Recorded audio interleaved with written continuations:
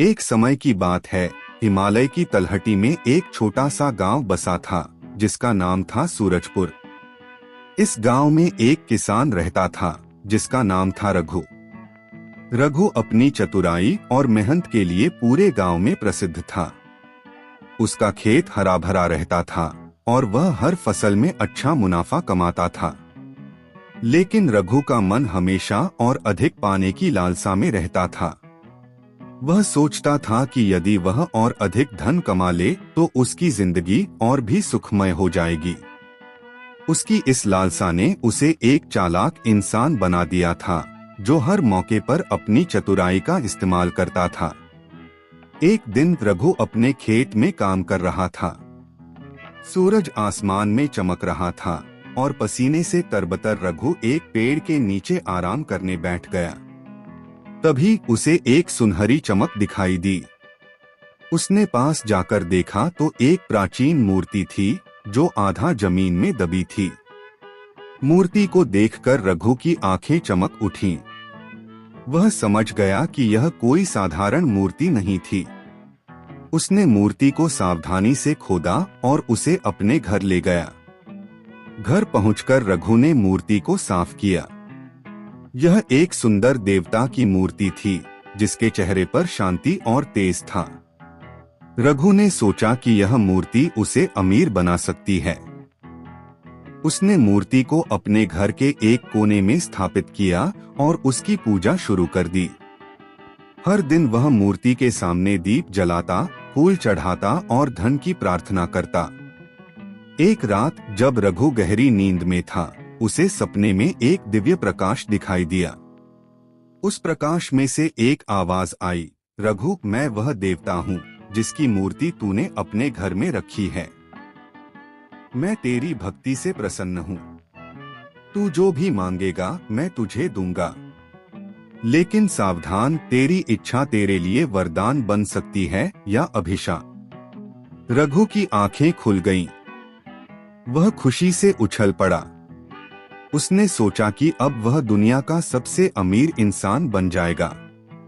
अगली सुबह उसने मूर्ति के सामने बैठकर प्रार्थना की और कहा, हे देवता, मुझे इतना धन दो कि मैं कभी मेहनत न करूं और मेरा परिवार 7 पुश्तों तक ऐशो आराम से रहे। देवता की मूर्ति से एक हल्की सी हंसी की आवाज आई। फिर एक गहरी आवाज गूंजी, ठीक है रघु, मैं तुझे एक ऐसा खजाना दूंगा जो तुझे और तेरे परिवार को हमेशा सुख देगा। लेकिन एक शर्त है, तुझे इस खजाने को किसी के साथ बांटना होगा। अगर तू लालच में पड़कर इसे अकेले रखने की कोशिश करेगा तो यह खजाना तेरे लिए अभिशाप बन जाएगा। रघु ने जल्दी से हामी भर दी।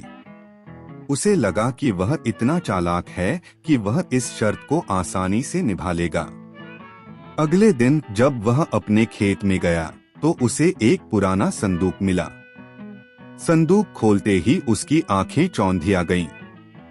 उसमें सोने चांदी के सिक्के, हीरे जवाहरात और अनमोल रत्न भरे थे। रघु ने संदूक को अपने घर ले जाकर छिपा दिया। पहले कुछ दिन तो रघु बहुत खुश रहा। उसने अपने लिए नए कपड़े खरीदे, घर को सजाया और गांव में अपनी शान दिखाई। लेकिन जल्द ही उसका लालच बढ़ने लगा। वह सोचने लगा, अगर मैं इस खजाने को किसी के साथ बांटूंगा तो यह कम हो जाएगा। मैं इसे अपने पास ही रखूंगा। उसने देवता की शर्त को भुला दिया और खजाने को गुप्त रखने का फैसला किया। कुछ समय बाद गांव में अकाल पड़ गया। नदियां सूख गईं, खेत बंजर हो गए और लोगों के पास खाने को कुछ नहीं बचा। गांव वाले भूखे प्यासे इधर उधर भटकने लगे। रघु के पास खजाना था लेकिन उसने किसी की मदद नहीं की। वह अपने घर में बैठकर सोने चांदी की गिनती करता रहता। धीरे धीरे गांव वालों को शक होने लगा कि रघु के पास कोई बड़ा राज है। कुछ लोगों ने उसके घर की तलाशी ली और खजाना ढूंढ निकाला। गांव वालों ने रघु को घेर लिया और पूछा, रघु, जब हम सब भूखे मर रहे थे तब तूने यह खजाना क्यों छिपाया? रघु ने बहाने बनाए, लेकिन कोई उसकी बात पर यकीन नहीं कर रहा था। गुस्साए गांव वालों ने उसका खजाना लूट लिया और उसे गांव से निकाल दिया। रघु अब अकेला और गरीब हो गया। एक रात जब रघु जंगल में भटक रहा था, उसे फिर वही दिव्य प्रकाश दिखाई दिया। देवता प्रकट हुए और बोले, रघु, मैंने तुझे चेतावनी दी थी कि लालच तुझे बर्बाद कर देगा। तूने मेरी शर्त को तोड़ा और खजाने को अपने तक सीमित रखा।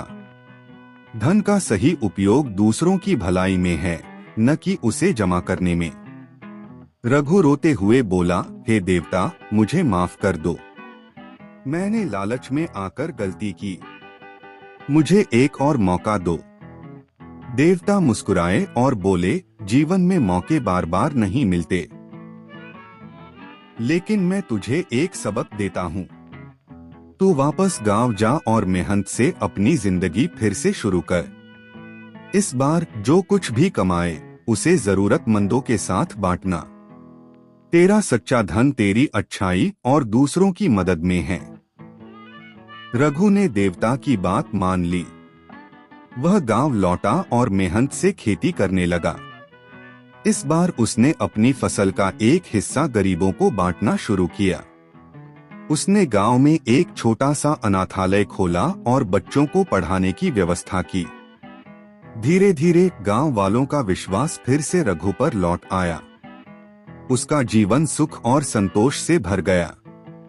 नैतिक शिक्षा, यह कहानी हमें सिखाती है कि लालच और स्वार्थ इंसान को बर्बाद कर सकते हैं। सच्चा धन वह है जो दूसरों के साथ बांटा जाए। मेहनत, ईमानदारी और दया ही जीवन में सच्चा सुख लाती हैं।